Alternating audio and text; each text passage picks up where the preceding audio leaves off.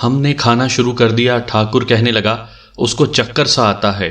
درگا نے اس کو کہا کہ تھوڑی سی اور پی لو۔ یہ کہہ کر اس نے ٹھاکر کے گلاس میں تھوڑا اور دارو ڈال دیا۔ ٹھاکر وہ بھی چڑھا گیا۔ اس کے بعد معلوم نہیں اس کو کیا ہوا کہ کبھی وہ پیٹ پر ہاتھ رکھتا تھا، کبھی گلے پر اور کبھی اپنے ماتھے پر۔ ایک بار اس نے کہا، درگے تو نے غلطی تو نہیں کر دی؟ درگا نے ہنس کر کہا کہ بھلا ایسا ہو سکتا ہے؟ مجھ کو معلوم نہیں کہ ان کی ان باتوں کا کیا مطلب تھا۔ ٹھاکر کی طبیعت بہت زیادہ بگڑ گئی۔ اس نے درگا کو کہا کہ اس کے گھر پہنچا دے۔ درگا نے اس کو کہا کہ وہ آرام آرام سے اکیلا چلا جائے، اگر وہ اس کے ساتھ گیا تو یہ دلاری اکیلی رہ جائے گی۔ ٹھاکر چلا گیا۔ تھوڑی دیر بعد درگا نے مجھ کو کہا کہ دلاری چلو یہاں سے نکلو۔ میں نے پوچھا کہ وہ مجھ کو کہاں لے جا رہا ہے؟ اس نے کہا کہ تمہاری جان سخت خطرے میں ہے، تم کماری لڑکی ہو، ٹھاکر نے تم کو ایک سنیاسی کے کہنے پر اغوا کروایا ہے، 1-2 دنوں میں یہ تم کو قتل کر کے کوئی ٹونا کرے گا، اس ٹونے سے اس کو دولت حاصل ہوگی۔ مجھے درگا پر شک ہونے لگا، یہ مجھ کو دھوکہ دے رہا ہے، لیکن اس نے مجھ کو ساری بات سمجھائی جو سن کر میں مان گئی، بلکہ میں بہت ڈری۔ درگا یہی ہے، آپ خود اس سے یہ ساری بات پوچھ لیں۔ میں اس کے ساتھ ٹھاکر کے باغ والے مکان کے پچھلے دروازے سے نکلی۔ رات کو ہم پیدل چلتے رہے۔ صبح منہ اندھیرے ہم ایک گاؤں میں پہنچے۔ مجھ کو بالکل معلوم نہیں کہ وہ کون سا گاؤں تھا یا اس گاؤں کو کون سا راستہ جا رہا تھا۔ وہاں مجھ کو الگ کمرے میں بٹھا دیا گیا۔ ایک بوڑھی عورت نے مجھ کو دودھ پلایا اور اس کے ساتھ ایک پراٹھا کھلایا۔ بہت دیر بعد درگا میرے پاس آیا اور کہنے لگا کہ میں تم کو تمہارے بھائی کے پاس لے جاؤں گا۔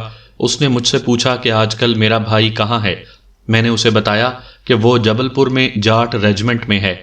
مجھ کو درگا کی نیت پر شک ہو گیا۔ میں نے اس کو کہا کہ بھائی کے پاس لے جانے کے بجائے تم مجھ کو میرے باپ کے پاس کیوں نہیں لے جاتے؟ اس نے جواب دیا کہ ٹھاکر پہنچ والا آدمی ہے اور وہ ٹھاکر بھی ہے، پولیس بھی اس کے ہاتھ میں ہے، اس واسطے وہ ہم دونوں کو مروا دے گا یا کسی ایسے چکر میں ڈال دے گا کہ ہم سیدھے جیل خانے میں جائیں گے۔ بہتر ہے کہ اپنے بھائی کے پاس چلو۔ میں مجبور تھی، کچھ سمجھ نہیں آتی تھی کہ میں کیا کروں۔ میں خاموشی سے اس کے ساتھ چل پڑی۔ اس گاؤں سے 1.5-2 کوس دور ہم ٹٹوؤں پر ایک ریلوے اسٹیشن تک پہنچے۔ جو آدمی ہمارے ساتھ آیا تھا وہ ٹٹو لے کر چلا گیا۔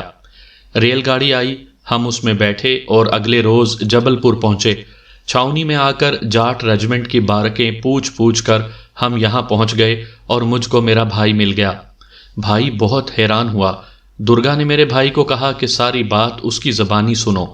میں نے اپنے بھائی کو ساری بات سنا دی۔ میرا بھائی یہ کہہ کر چلا گیا کہ میں ابھی آتا ہوں۔ وہ بہت دیر بعد آیا اور مجھ کو اپنے ساتھ لے گیا۔ اس کے ساتھ ایک اور آدمی تھا جو یہاں صوبے دار ہے۔ مجھ کو صوبے دار کے گھر میں چھوڑ دیا گیا۔ درگا کو بھی اس کے کوارٹر میں بٹھا دیا گیا۔ مجھے بالکل معلوم نہیں کہ میرا بھائی اور درگا کیا کرتے رہے۔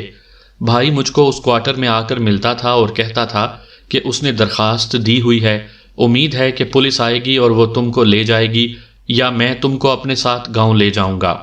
ایک روز ایک عورت صوبے دار کی بیوی کے پاس آئی۔ ہم دونوں نے ایک دوسرے کو پہچان لیا۔ وہ ہمارے گاؤں کی رہنے والی ہے، اس کا خاوند یہی حوالدار ہے۔ حوالدار کی بیوی کو تم نے کیا بتایا تھا؟ میں نے یہی کہا تھا کہ میں اپنے بھائی سے ملنے آئی ہوں، دلاری نے جواب دیا۔ اس عورت نے درگا کو بھی دیکھ لیا تھا، پوچھنے لگی کہ یہ بدماش یہاں کس طرح آیا ہے۔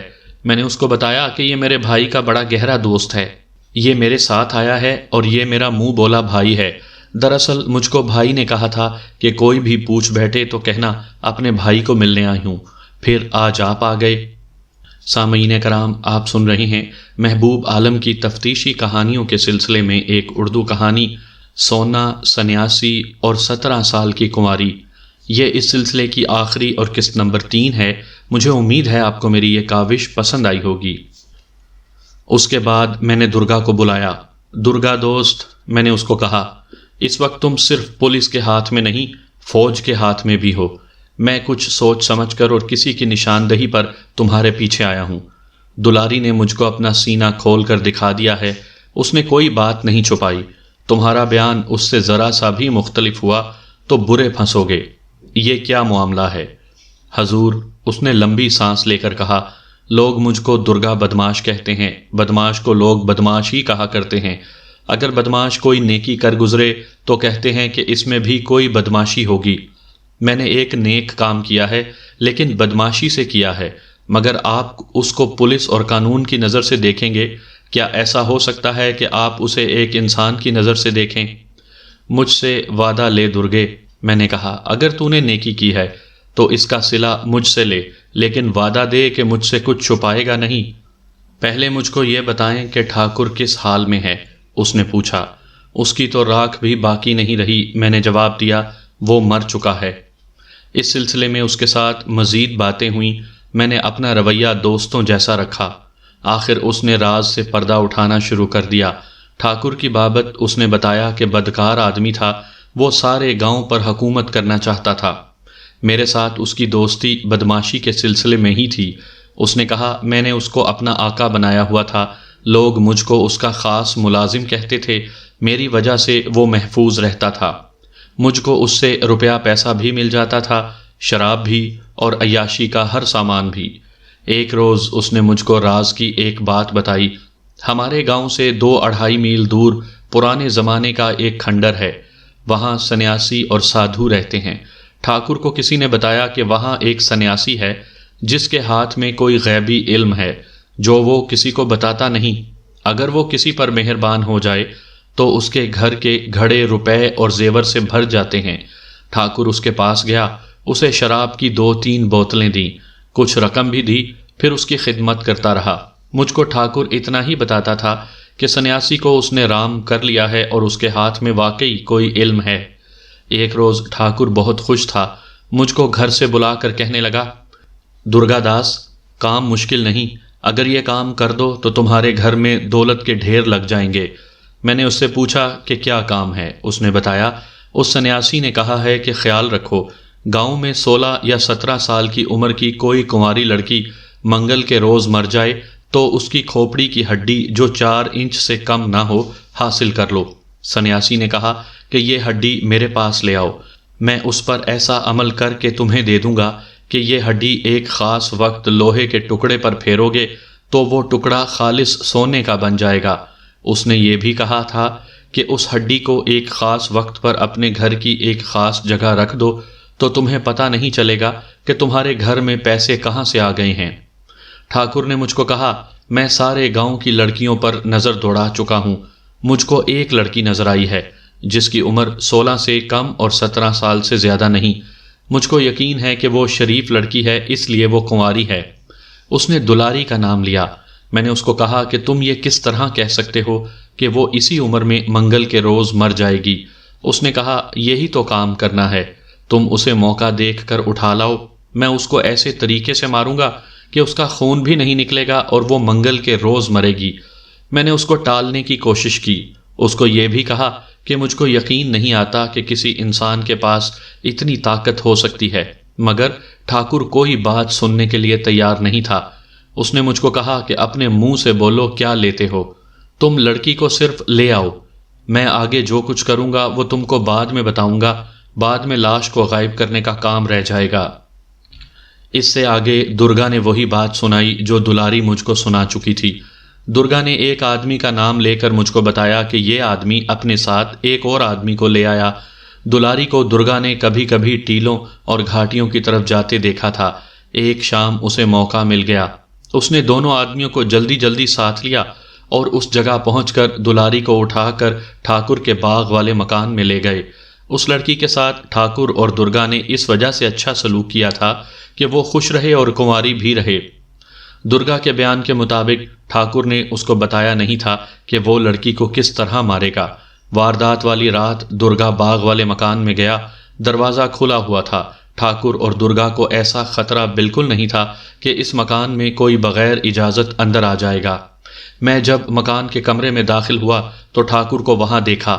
درگا نے اپنے بیان میں کہا، اس نے اپنے سامنے 2 گلاس رکھے ہوئے تھے، شراب کی بوتل پاس پڑی تھی، دونوں گلاسوں میں تھوڑی تھوڑی شراب پڑی تھی۔ میں جب کمرے کے دروازے میں پہنچا تو ٹھاکر کو پتہ نہ چلا کہ میں آیا ہوں۔ اس نے چھوٹی سی ایک پڑیا کھولی اور یہ شراب کے ایک گلاس میں ڈال دی، پھر اس نے گلاس کو ہلایا۔ یہ بہت تھوڑا سا پاؤڈر تھا، مجھ کو زیادہ سوچنے کی ضرورت نہ پڑی، میرا دماغ فوراً سمجھ گیا کہ اس شخص نے شراب میں زہر ملایا ہے اور یہ دلاری کو پلائے گا۔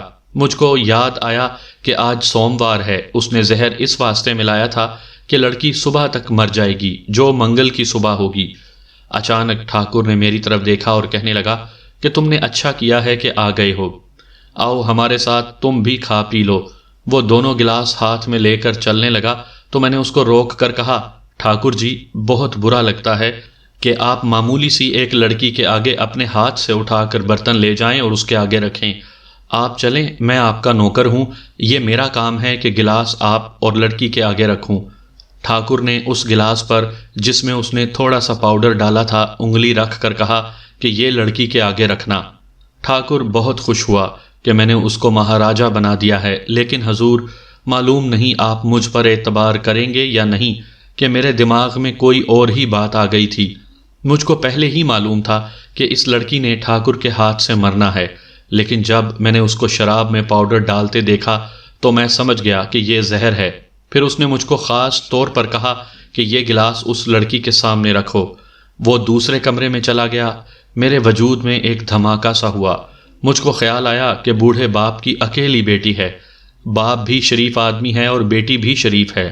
حضور میں بہت بدماش آدمی ہوں، لیکن گاؤں میں کسی سے پوچھ لیں کہ میں نے گاؤں کی کسی لڑکی کو کبھی میلی نظر سے نہیں دیکھا۔ مجھے اپنی بہن کا خیال آیا جو بیائی ہوئی ہے لیکن میرے گھر میں بیٹھی ہے۔ اگر اس کو کوئی اس طرح اٹھا کر لے جائے اور اس کو دھوکے سے زہر پلائے تو میری بوڑھی ماں کا کیا حال ہوگا۔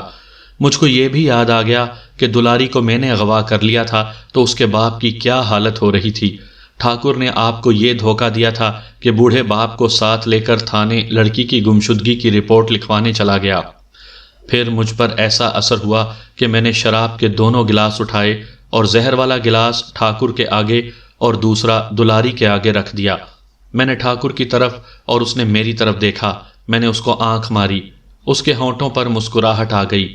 وہ خوش تھا کہ صبح تک لڑکی ختم ہو جائے گی اور اس کی کھوپڑی کی ہڈی کاٹ لیں گے، پھر اس کی لاش اگلی رات باغ کے اندر ہی کہیں دبا دیں گے۔